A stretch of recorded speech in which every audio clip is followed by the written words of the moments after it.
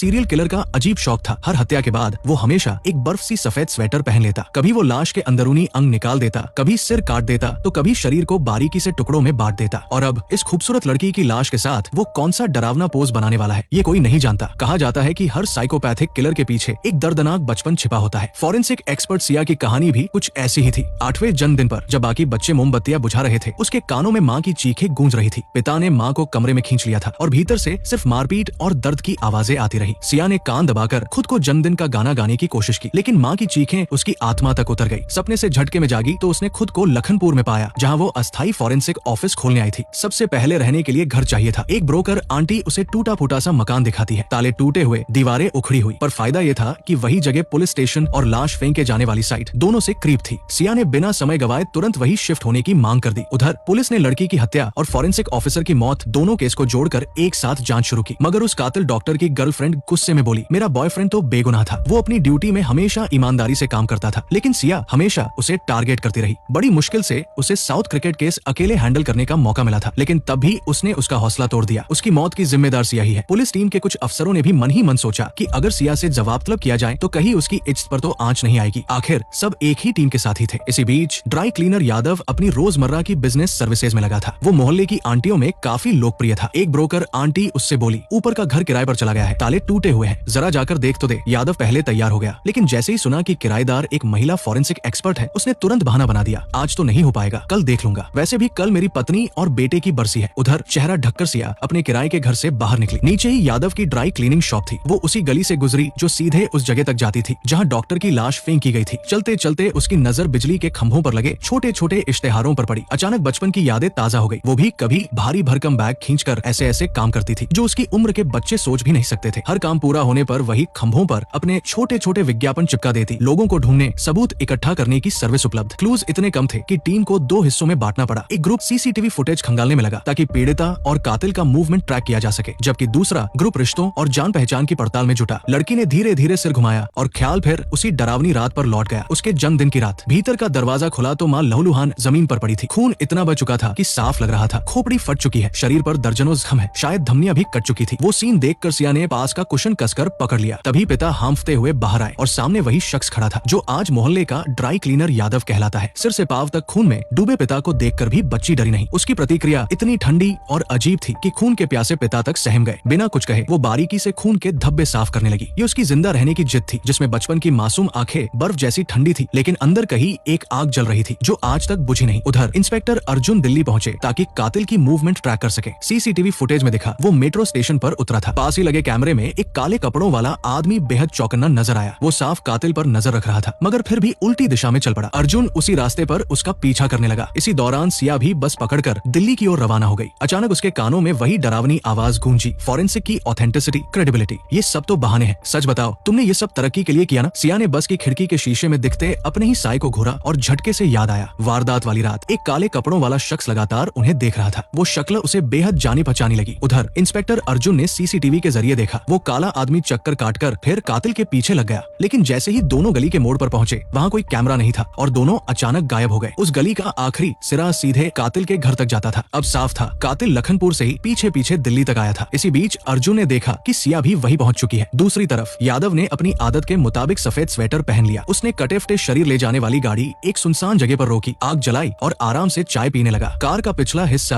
अभी भी खून से लथपथ था। अंदर एक छोटी बच्ची बैठी थी जो पिछले शिकार के धब्बे साफ कर रही थी। सब कुछ एकदम साफ होने के बाद यादव अंदर गया और अगले शव के टुकड़े टुकड़े करने लगा। इस बार की शिकार वही थी जो अपनी जिद और बेपरवाही से खुद को मौत के मुंह में धकेल लाई थी। एक खूबसूरत लड़की, लेकिन पैसों के लिए उसने गलत चाल चली और यादव से 4000 वसूलने की कोशिश की। नतीजा ये हुआ कि अब वही उसकी मेज पर पड़ी लाश बन गई। इस दिखाने के लिए उसने उसके लिए खास कफन तक तैयार कर रखा था। यादव ने चश्मा उतारकर साफ किया और ध्यान से शव को देखा। पहला चरण पूरा हो चुका था, खून फर्श में समा गया था। उसने बड़े सलीके से निकाले गए अंग एक बाल्टी में रख दिए। दीवार पर इंसानी शरीर की एनाटॉमी की तस्वीरें चिपकी थी जैसे ये कोई रिसर्च लैब हो। फिर हाथ में उठाई गोलारी। आमतौर पर ऐसे केस में सर्जरी या पोस्टमार्टम में लाइन सॉ या मेडिकल आरी का इस्तेमाल होता है, लेकिन वो तो देसी अंदाज में बैरमी से काट रहा था। कटाव बेहद भद्दा और आसमान था। काम में सफाई थी, नहीं कोई फिनिशिंग। बाहर खड़ी नन्ही बच्ची खामोशी से इंतजार कर रही थी, मानो ये सब उसकी आदत बन चुकी हो। मगर उसमें वो लगन नहीं थी जैसी कभी सिया में थी। सिया तो बचपन से सब कुछ गौर से देखती और खुद हाथ गंदे करने से नहीं कतराती थी। उधर सिया और अर्जुन खाना खाते हुए केस पर चर्चा कर रहे थे। अर्जुन ने उससे काले कपड़ों वाले शख्स की पहचान पहचान पूछी, लेकिन उसे कुछ याद ही नहीं आया। वो केस की डिटेल्स निकालने में जुटी रही और अर्जुन ने भी उस बात पर ज्यादा ध्यान नहीं दिया। लड़की की लाश और उस डॉक्टर दोनों में एक जैसी बात सामने आई थी। मरने से पहले दोनों को नशे का इंजेक्शन लगाया गया था। अगर ड्रग भी एक ही निकला तो साफ था ये काम किसी सीरियल किलर का है। लैब रिपोर्ट में पता चला कि लड़की के शरीर में बाफलोन नाम की दवा मिली है, लेकिन सिया ने ये राज अर्जुन से छुपा लिया और सिर्फ इतना कहा, कुछ खास नहीं मिला। अर्जुन ने आज की जांच में काले कपड़ों वाले शख्स पर शक पक्का कर लिया और बोला पुलिस स्टेशन पहुंचते ही उसका वारंट जारी करवाऊंगा। ये सुनकर सिया के चेहरे का रंग उड़ गया। तभी लैब से फिर कॉल आया। डॉक्टर के शरीर के टुकड़ों में भी वही दवा पाई गई। सिया ने सफाई दी, 72 घंटे बाद शव से दवा के अंश खोजना मुश्किल होता है। ऊपर से उसकी गर्दन और सिर अब तक मिले नहीं, इसलिए इंजेक्शन का निशान भी कंफर्म नहीं हो सकता। लेकिन सवाल ये था, वो इतनी अहम बात छुपा क्यों रही थी? क्या सचमुच बाफलोन यादव की पहचान का हिस्सा था? इसी बीच अर्जुन को थाने से फोन आया। एक चश्मदीद ने काले कपड़ों वाले उस शख्स को देखा था। वो तुरंत लखनपुर लौट पड़ा। सिया और भी बेचैन हो गई। नहीं, उसे मैं पहले ढूंढूंगी किसी भी हाल में। अंधेरी गली में चलते चलते उसने अचानक कदम रोक दिए। सामने सड़क पर एक औरत की लाश पड़ी थी। लाश ने सफेद ड्रेस पहन रखी थी, पैरों में चमचमाते सिल्वर हील्स थे, लेकिन एक पैर काटकर धागे से बांधा गया था और दूर फेंक दिया गया था। उस जूते पर पूरा खून जमे हुए था। दोनों हाथ दीवार से बंधे लटके हुए थे और लंबे बालों ने चेहरा ढक रखा था। सिया ऐसे नजारों की आदी थी, इसलिए जरा भी नहीं डरी। उसने धीरे से बाल हटाए। सामने एक खूबसूरत औरत थी, मगर उसके होंठ मोटे धागों से सील दिए गए थे। ये बिल्कुल वैसा ही था जैसे बचपन में सिया अपने गुड़ियों के साथ किया करती थी। लाश के हाथ पांव जोर से काटकर फिर धागों से सिल दिए गए थे। ये तरीका भी उसी के बचपन की प्रैक्टिस से मिलता जुलता था। सिया चुपचाप देखती रही, फिर जेब से सर्जिकल चाकू निकाला, आदतन जैसे अब भी उन सिलाइयों को काट देना चाहती हो। तभी फोन बजा। स्क्रीन पर अननोन नंबर चमक रहा था। दूसरी तरफ से आवाज आई, इतनी जल्दी मुझे भूल गई? बेटा, ये तो बहुत बुरा किया। मैं हूँ तुम्हारा बाप यादव। वो यही कहीं पास ही था और सिया को देख रहा था। उसने कहा, आज तुम्हारा जन्मदिन है और मैं तुम्हें एक खास तोहफा दूंगा। यादव उसे बचपन की बातें याद दिलाने लगा। जब भी कोई मरता और लाश निपटाई जाती, छोटी सिया आसमान की तरफ देखती और टूटते तारे का इंतजार करती। यादव समझता था कि शायद वो मृतकों की आत्मा के लिए प्रार्थना करती है, लेकिन बाद में पता चला वो रोज लाश देखना चाहती थी, क्योंकि हर हत्या के बाद उसका बाप उसे सुशी रोल खिलाता था। आज भी पिता ने उसकी ख्वाहिश पूरी की। जन्मदिन पर उसे मिला ताजा लाश और सुशी रोल। सच ही कहते हैं, जैसा बाप वैसी बेटी। दोनों का ये हिंसक मिजाज एक दूसरे पर असर डाल चुका था। सिया तंग गलियों में उसे ढूंढती रही। यादव ने देखा कि वो रास्ता भटक गई है, तो उसने एक बोतल फेंकी, जैसे कोई इशारा हो। दिशा पकड़कर सिया दौड़ी और एक अंधेरी गली में पहुंची। वहाँ एक बड़ा सा सूटकेस रखा था और उसके ऊपर रखा था सुशी रोल। यही था पिता का जन्मदिन का तोहफा। फोन से उसकी ठंडी आवाज आई, ये सब देखकर क्या सोच रही हो? बदला लोगी मुझसे? अफसोस, तुम अभी तक अपने बाप का दिल नहीं समझ पाई। सिया के हाथ पर बचपन का पुराना जख्म था, कभी कुत्ते ने काटा था, मगर उस वक्त भी पिता ने उसकी परवाह नहीं की थी। उसने बस एक बात सिखाई थी, जब कुत्ता तुम्हें काटे तो हाथ बाहर खींचने की कोशिश मत करो, हाथ उसके गले में डालो ताकि उसे सांस न मिले, तभी वो छोड़ देगा। ये वाक्य उसने दिल पर लिख लिया था और वही उसकी जिंदगी का नियम बन गया। तुमने मुझे काटा है तो अब से मैं तुम्हारे गले में हाथ डालकर देखूंगी, कैसा रहेगा? चलो एक बार फिर उसी तरह खेलते हैं। ये ख्यालों में घिरकर उसने अपने दर्दनाक बचपन की आवाजें सुनी। फिर एक धीमी टोन में जैसे कोई कह रहा हो, जल्दी मिलेंगे मेरी बच्ची। वो सुशी रोल उठाकर खाने लगी। अब सवाल यही बचा कि उसका और यादव का रिश्ता आखिर कैसा था और आगे क्या होने वाला है।